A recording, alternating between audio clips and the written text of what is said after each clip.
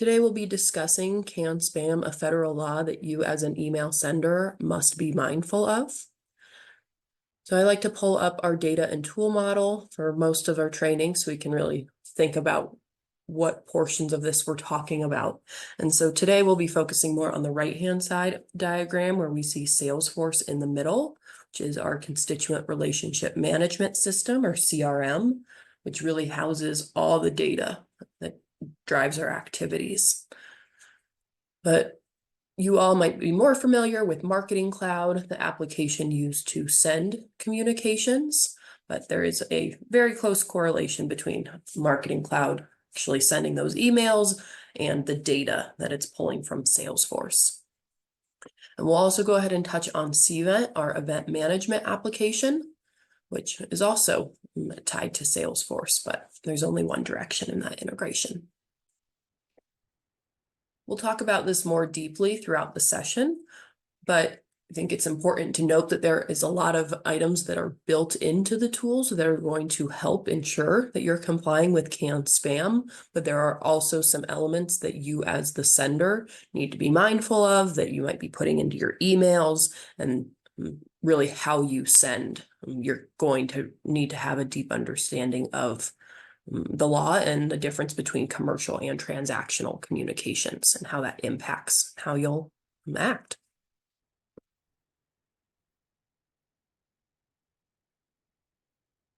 So looking at our wiki of seeing the difference between commercial and transactional communications. By definition, commercial communications are promoting a product or a service, which is, I think, over 80% of the communications that we are doing from the eComm environment. That we are promoting the university or attending events or sending good information to have is not required, which would get us into the transactional space. The university as a whole, we want to approach things in this way where we're giving people the option to determine what communications they want to receive or not. And so if you're ever seeing that you are having high unsubscribe rates, it is never an option to say like, oh, well, maybe we should send that transactional. We don't want people to opt out, so we're not going to give them that option. That's absolutely a violation of the law and really not up for debate. But what would be better to consider and analyze is what is the content of our communications? When are we sending it? Are we communicating too frequently? That sort of assessment would be more appropriate space if people are unsubscribing. So just really important that it's not up to the sender of what you want people to be getting. That onus is really on the individual receiving it, and respecting that, which is not only a good part of a relationship, but crucial with this federal law. So examples would include emails to prospective students, invitations to really any population for an event, as well as promoting any athletic tickets, so kind of in that event space as well. And so if, like I said, probably 80% of our communications falling into that space, that's where CAN spam comes in and federal law that we absolutely need to be adhering to. So our eComm applications have been built with CAN spam in mind. And so there's a fair amount of things that are just baked into the tools that will help you adhere to CAN spam. But there are also some elements that you, as the sender, need to be mindful of in order to make sure that happens as well. So it's a bit twofold there. So one big piece is having the clear opportunity for individuals who are receiving those messages to opt out of communications. So that's one piece that is baked pretty well into the tools. So there's one element we'll talk about in a minute that you all are responsible for. But so long as you're selecting the right sender profiles and delivery profiles that are for commercial communications, the ability to unsubscribe will automatically be added as a footer to your emails during the send process. Another important component that you all very much have control over is having subject lines and say even pre-headers that aren't misleading or fictitious in any way. You just really want to be transparent about what that communication is.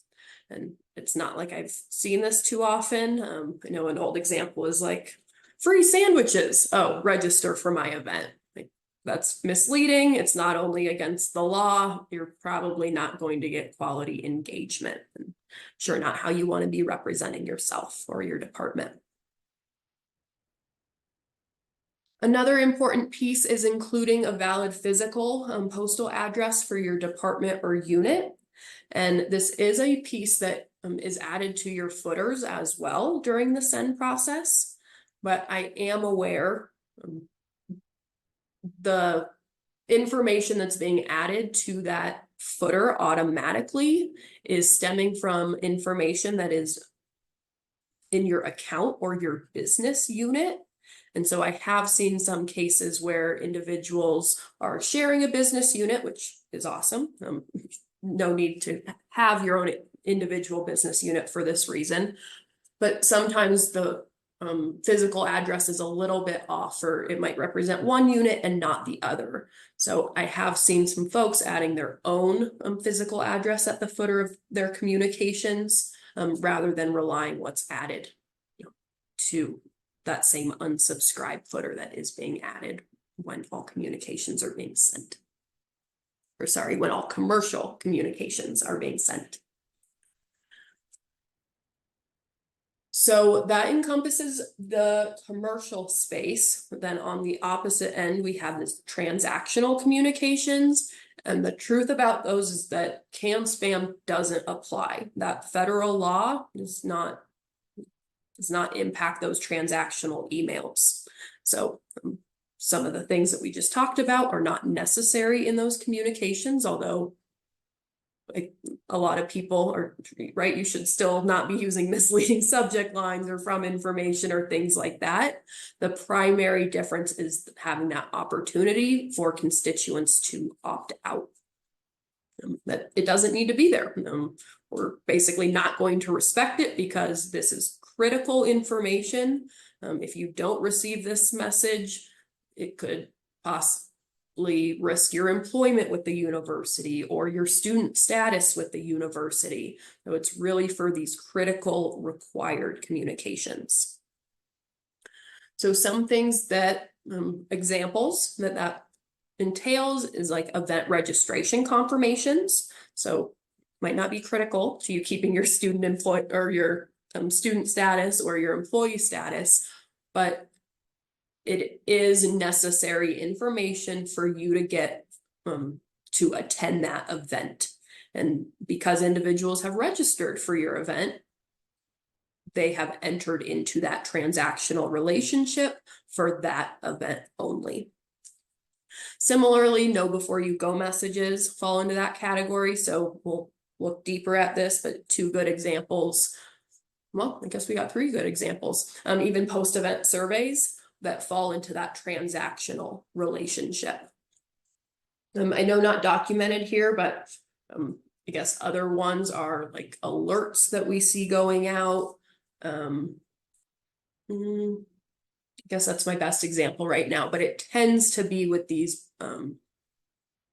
more defined relationships being like student populations or employee populations. If you're primarily communicating with like alumni, we're not really saying transactional communications going out to those populations at all. And so I didn't say this well earlier, but another important piece is having accurate from information. So that goes, and I guess legally in the commercial space, which just goes back to you shouldn't be misleading or fictitious in how you're representing yourself, but all things that should really build trust between you and your recipients and would make them more inclined to engage with your communications. So I did mention we got that PDF that's available to download. We also have some views of what that, some other examples or common examples of emails that are going out. and what kind of they would fall into. And so not only are they commercial or transactional, but which platform do we recommend them being sent in? So I guess one good example being like invitations to an event. It's definitely commercial, and those need to be going out through Marketing Cloud because of that unsubscribe footer that's being added while sending. And the same is true for those any reminder invitations going out, but when you get into the space of confirmation to those registrants or the know before you go messages, they're transactional, and those for the most part are going through Cvent. I know some individuals do choose to send those out through Marketing Cloud. So the reasons, usually people like how they can style those emails a bit better, but as far as an efficiency thing and having those automatically set, I tend to rely on Cvent, but it can be a bit of a personal choice.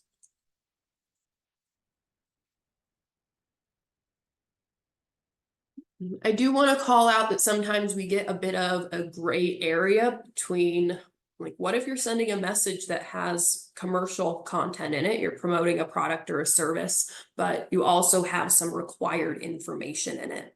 And so sometimes it can feel a bit gray, but it is pretty black and white still. So for a message to really be considered transactional, the content needs to be that required piece of that content needs to be reflected in the subject line as well as the primary content of the email body. And so some things that we don't want to do is they're having like, welcome, come to my event, and then buried way in the bottom of it, just a little bit of tidbit of transactional or required information.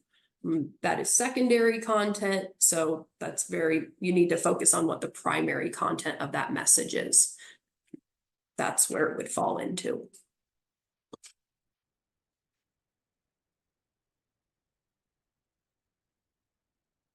I guess another example might be those newsletters that, while it might feel like really important information for your constituents to be receiving, important is not the same as required. If it's important information, it's being sent commercially.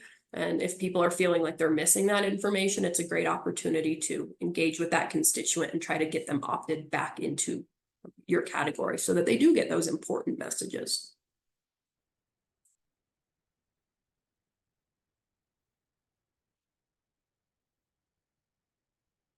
I'll go ahead and share out this one as well. You can zoom back out a little bit.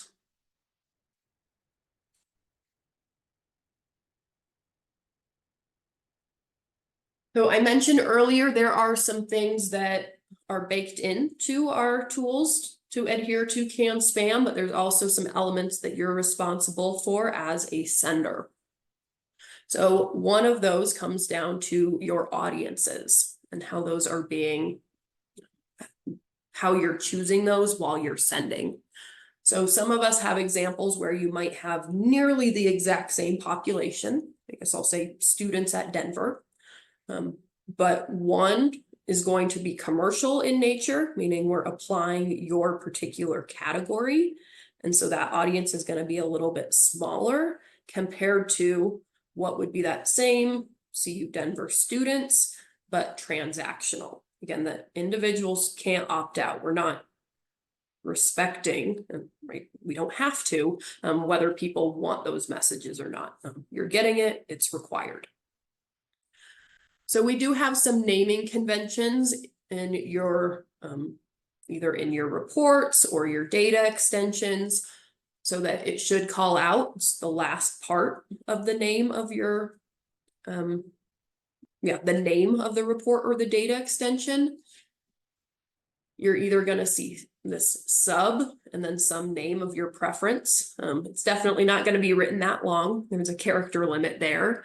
But I think a lot of you, if you've been sending, you're very familiar with some of the acronyms that are used for your particular category. Thinking like those in advancement use giving opportunities. So they're saying sub GO, meaning this is my audience who's subscribed to giving opportunities. Therefore, this should be used for any of my commercial communications. Whereas when we move into those audiences that have been created for transactional communications, you are not going to see your category called out. Like I said, that GO for giving opportunities as an example, you are far more likely to see this TXN, which stands for transactional. So we've come across some cases where individuals might be sending commercial content to a transactional list. Big no-no. We've also seen some cases where we might be sending a commercial communication to one population being commercial and another population being transactional. No, those should not be intermingled. So, of course, any questions that you have about anything that I mentioned today, I'm happy to stay on the line for, but also great questions for your eComm specialist.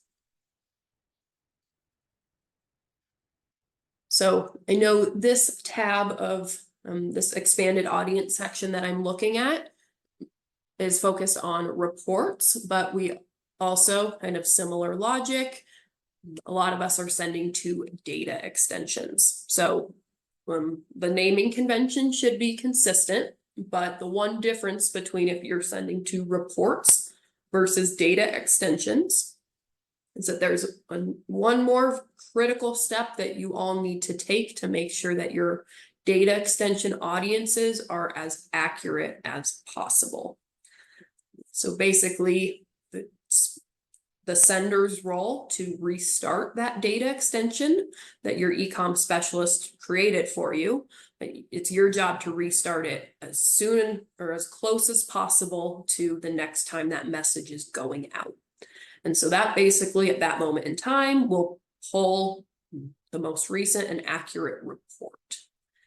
So if we find that individuals are failing to do this, or sometimes the reason we find out folks are failing to do this is that they might be like, hey, I'm communicating to my employees in our building or our department, and I just got like 2 people who said they haven't gotten it, and I think they're new employees, so like what's going on?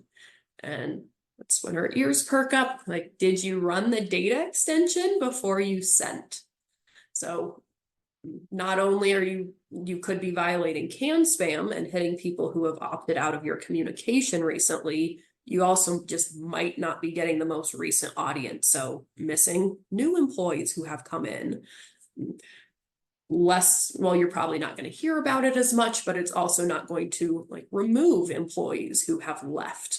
So always make sure you're running those data extensions before you're sent so that audience is accurate as far as the population, as well as respecting CAN spam.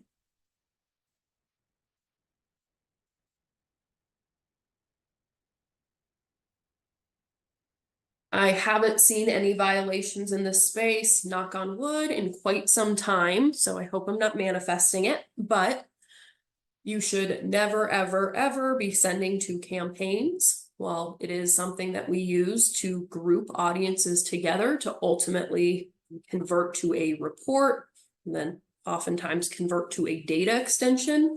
Again, it might be the base of that report. You cannot send directly to it. That is not layering on the or what communications that individual wants or doesn't. And so not only might you be getting yelled at by your constituents, we have a lovely dashboard that we're going to know that same day if there's a violation here.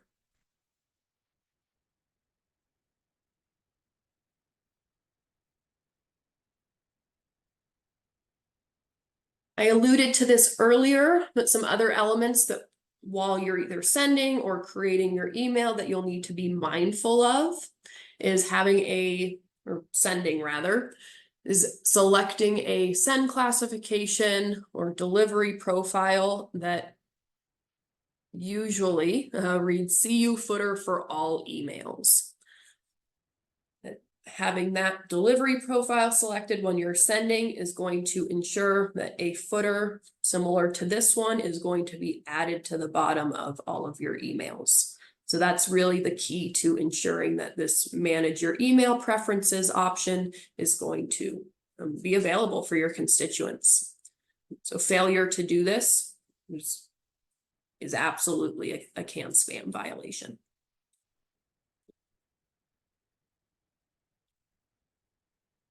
And just a little screenshot there of how it should be looking in Marketing Cloud when you're sending.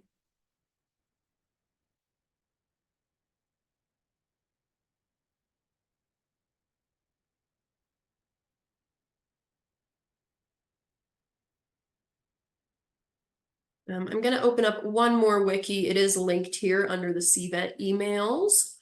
Let me go ahead and share that as well. And I think I failed to put this one in the original invite, but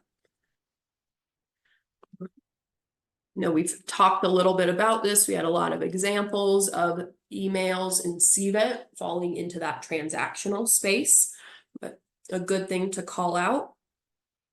And again, a different way of looking at like where should these communications be going out of. And I know we have some folks on the line today that are in all of the applications, or their department is leveraging all of them. Not all, but a short tidbit.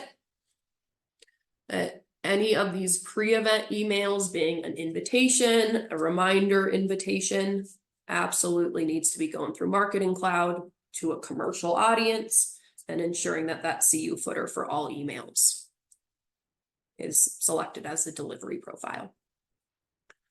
But after that, I like to think there's kind of a big wall here where 2, 3, and 4, you're getting into the transactional space. That by registering for that event, they have entered into a transactional relationship until that event is over, or soon after that event is over. So post-registration emails might be a registration confirmation that they get the second they register. It could be, or if they modify their registration, it's common to send a confirmation at that point too. Make sure they're not confused if their registration or modification went through or not. But also know before you go messages. And I want to say, like, probably 7 years or so ago, we weren't doing a ton of know before you go messages, but it's definitely increased. And I think that's across industries.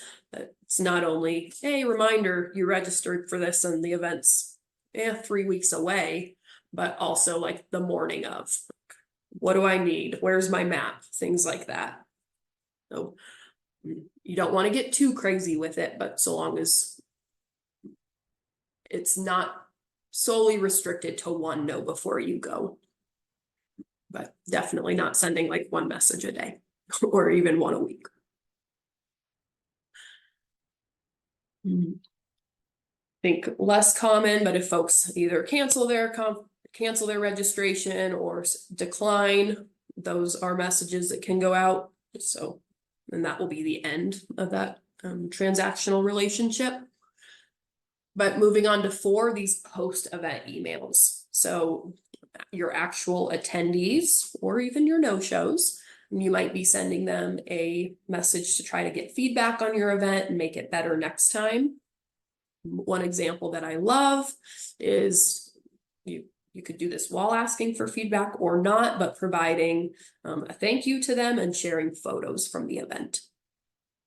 This is definitely one of those spaces where I've seen folks they start getting into the commercial space. It's like, well, if I'm asking for feedback or thanking them for attending and then sharing photos, can I also invite them to the next event? Like, yes, so long as the promotional piece of inviting them to your next event is secondary, right? Your subject line is not going to be attend the next event. The subject line should be thank you for coming and check out some photos. Hopefully not too much of a gray space there, but I do think a good opportunity to get more eyes on your next event, particularly with folks who hopefully had a great time at your previous event. I'm going back to the last wiki that I shared. And I also had to call out, I actually had to fix this quite recently. I don't remember the exact number, but apparently inflation is affecting these penalties for the can spam law. I think it was about 43,000 before, that if we are reported for having these violations, that can be for one email. So that doesn't mean you sent one email to 20,000 people. That's a violation of over $50,000. That's 20,000 times 51. I do think it's capped somewhere at 2.5 million, but just a little bit to scare you straight there. That we definitely don't want to be getting in the space of having a bad reputation of violating can spam and potentially incurring fees, which would come back to your department.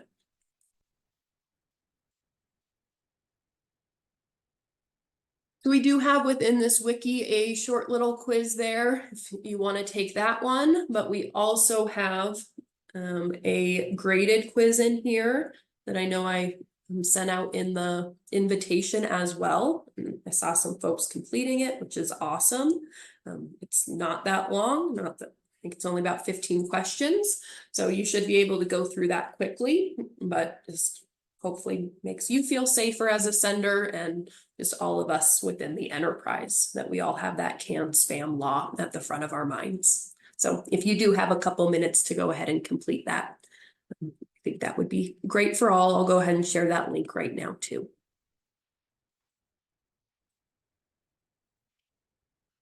All righty, it was a couple minutes late. We still got under 3:30. I will go ahead and stay on the line if there are any questions, but otherwise, thank you so much for attending today and hope to see you at a future session.